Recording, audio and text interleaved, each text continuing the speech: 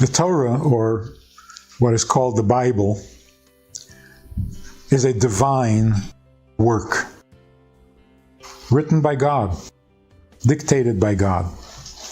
And therefore, it has multiple levels, multiple layers of meaning.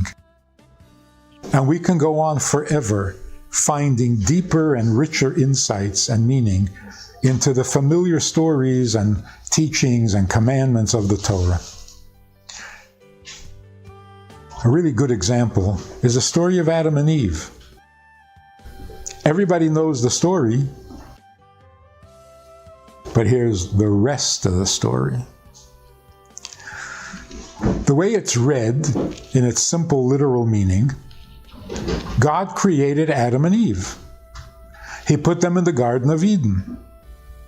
He said to them, or actually he said to Adam, "Of all the trees you may eat the fruits, but the tree of knowledge of good and evil you may not eat from it. For the day you eat from it, you will die." According to the historians, this was 9 hours after they were created in the Garden of Eden. 9 hours after they were created, they were told not to eat from the tree of knowledge. Well, an hour later, the 10th hour, they ate from the tree of knowledge. Now God comes to Adam and says, "You ate from the tree I told you not to eat from?" Adam says, "She gave it to me and I ate it." Like it's her fault. God says to Eve, to Chava, "What did you do?" She says, "The snake." The snake made me do it, convinced me, tricked me. So God says, "Okay, because you did this, by the sweat of your brow will you make bread, and you will give birth to children in pain. And the snake will be your enemy. He will bite you and you will beat him." Anyway. Okay, that's the story. It has many moral lessons, but the facts of the story don't really come together very well. Just quickly, a list of questions. Number 1, God spoke to Adam and said, "Don't eat from that tree." An hour later, he ate from the tree. Is there something wrong with God? Is it what? He's not impressive? Not convincing? You can dismiss him an hour later? It's not like Adam wasn't sure that God meant him. You imagine Adam saying, "Are you talking to me?"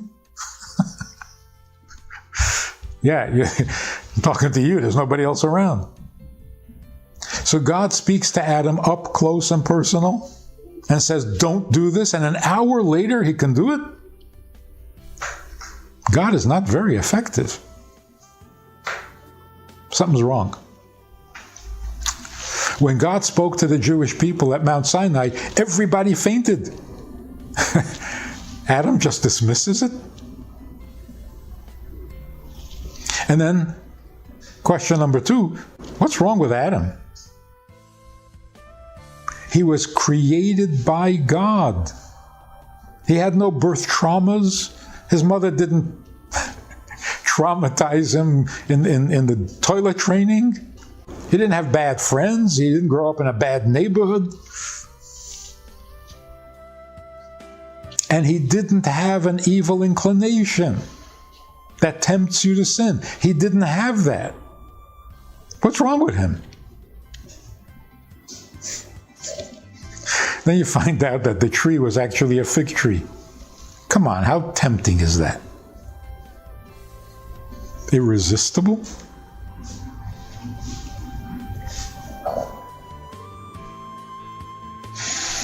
Next question. God says to Adam, "The day you eat from that tree, you will die." Was death a threat? Did it mean anything to Adam at all? He was 9 hours old. Okay, he had the maturity of a 20-year-old. But he was 9 hours into life. Did he already have a survival instinct? Did he even know what death meant? Nothing ever died. That's strange. Next question. What kind of a mixed message is it to say, don't eat from the tree, for the day you eat from it, you'll die? There's a day when I will eat from it? See, it doesn't say if you eat from it. It says the day you eat from it, you'll die. Confusing. Next question. God asks him, you ate from the tree I told you not to eat from. He blames her. This is too much corruption too quickly. He was already so corrupt that he can't even be honest. That doesn't say much for the human race. And then she blames the snake? This is weird. Then God says, because you did this, here are the consequences. Pain in childbirth by the sweat of your brow. Whoa, that was not the deal. The deal was the day you eat from it, you'll die. Now God is saying, oh, no, not just die. First you'll suffer, then you'll die. Like that bumper sticker. Life stinks, then you die. That was not the deal. And you can't, it's not right to add more punishment after the fact. The ultimate question is this. It's a discouraging story. It's a depressing story. Why would the Torah begin? I mean, okay, it happened. Doesn't mean you have to tell me the story right at the beginning of the Torah. Because if a person who had no traumas, no bad friends, no bad influences, no evil inclination, is given one commandment and he doesn't last an hour, what chance do we have? It's not a good story to start the Torah with. So that's on one level. Let's try another level. Back up a little bit. Where did Adam and Eve come from? They were created by God. God fashioned their body out of earth and then breathed a soul into them. Where was that soul?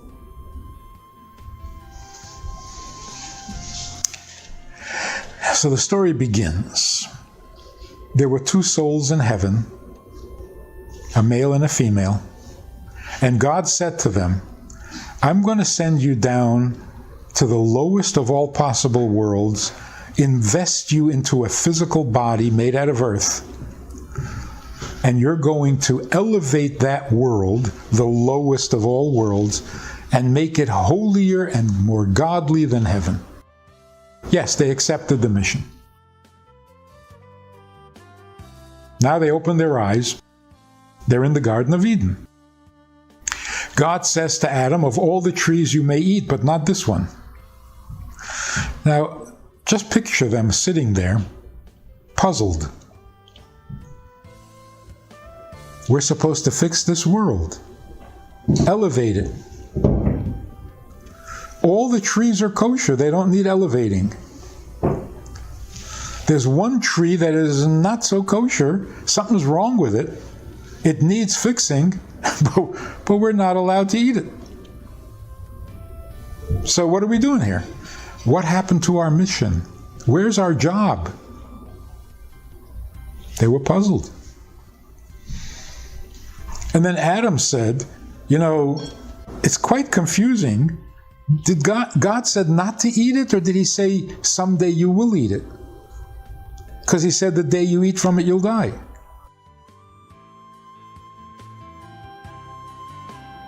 Eve said, it's not a mixed message and it's not confusing. God is asking us to choose. Make a choice. Don't eat from it and live, or Eat from it and die. It's your choice. So Adam said, well, that's a pretty simple choice to make. Let's not eat from it and live. Eve said, God wants us to eat from it. He's hoping we eat from it. And Adam said, how do you know that? She said, because our job is in the lowest world, and this is not the lowest world.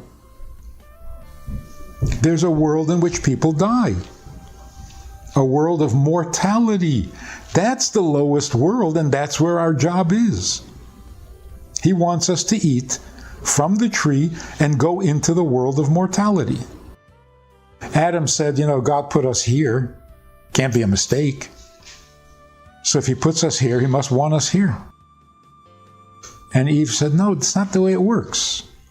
God takes you to where your job is, but you have to volunteer to cross that border.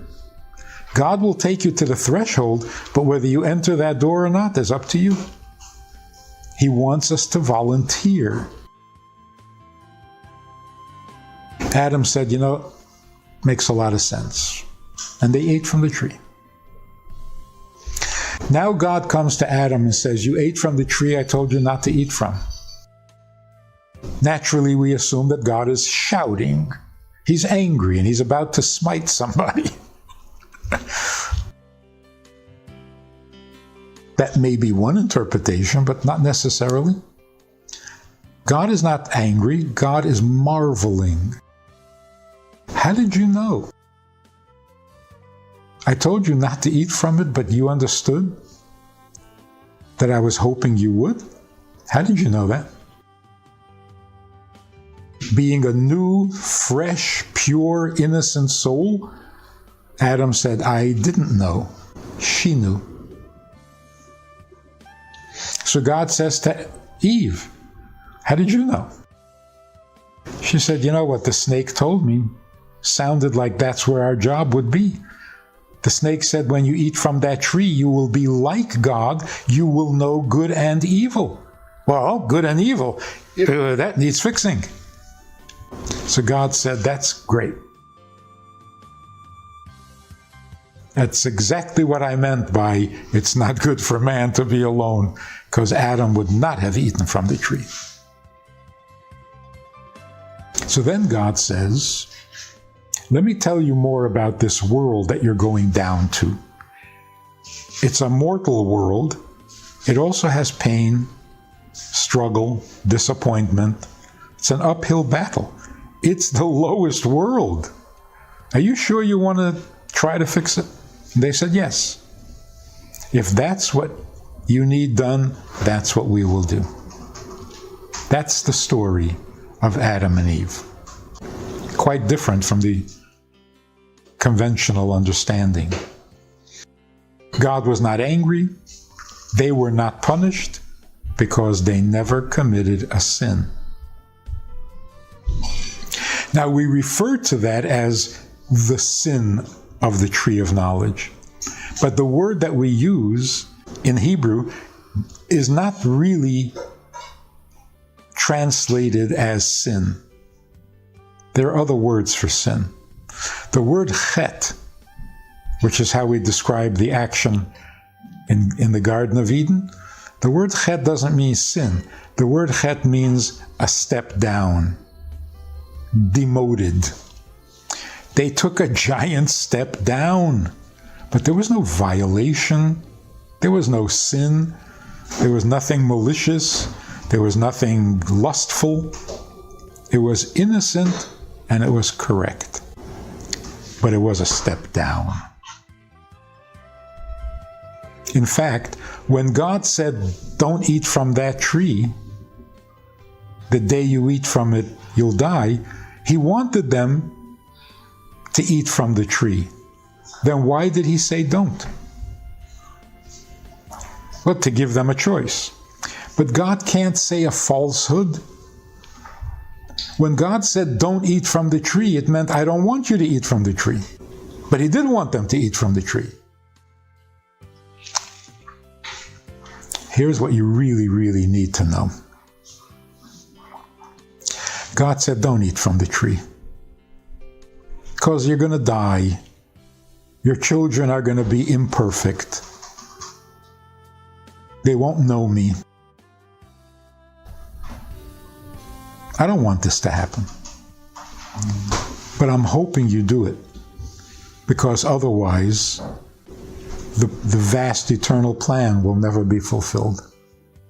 So God was saying, I don't want you to do this, but I need you to do this. Like a king sending his army off to war. If he's a good king, he doesn't want to. He hates it. But has to happen. So when God said, don't eat from the tree, he meant, I really don't want this to happen, but I hope you eat from the tree because it has to happen. What does this tell us about God? He's not sitting up there in heaven, unaffected, invulnerable, untouched by anything that happens to us, and he just watches us to see when he should smite us. That's not God. God made an investment in creation. Like a man getting married. He has to make some sacrifices. He has to give up a lot of stuff. But how else is he going to have a soulmate?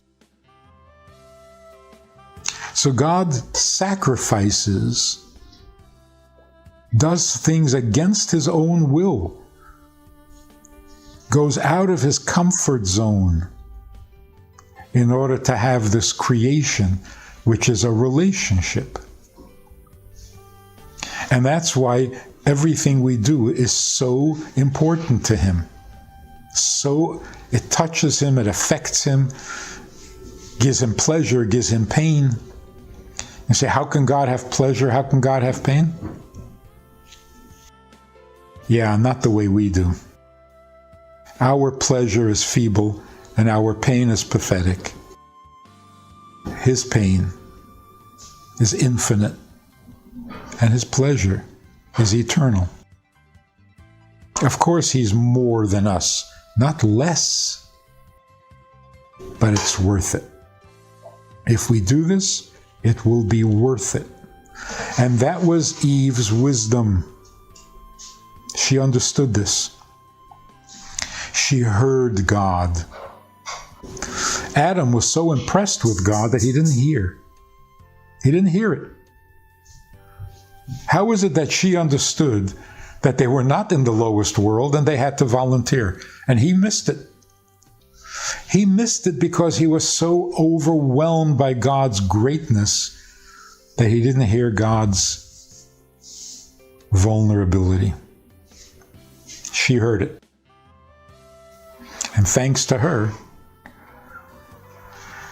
we are busy all these years elevating the world, fixing the world, fighting the injustices, setting things right to the best of our ability. And she was confident that her children will be able to do this. It's a huge compliment. So you see how a story can be viewed on a simple level, on a deeper level, on a profound level. Every story in the Torah is that way. If a story sounds too conventional, too plain, too ordinary, banal, you're not understanding it.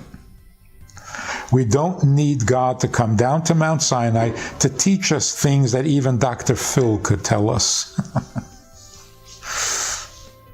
It's got to be more to a story in the Torah than conventional wisdom. So, dig deep. You'll find magnificence. Shalom Aleichem. How are you? You know, I do a lot of talking, a lot of Zooming, many classes, many subjects. But that's all formal stuff. Hopefully good stuff, but formal. We also have a Wednesday night meeting that's more informal and kind of Hamish. If you want to join us for that kind of an event, interactive, time for questions and so on. If you want to join us for this side of conversation, click on the link below and join us every Wednesday night at 9 o'clock. Well, maybe not every Wednesday night, but we try to make it every Wednesday night at 9 o'clock, a more informal chat, which can be more enjoyable at times than the formal stuff. So check it out. Click on the link and join us. Try it. You'll like it.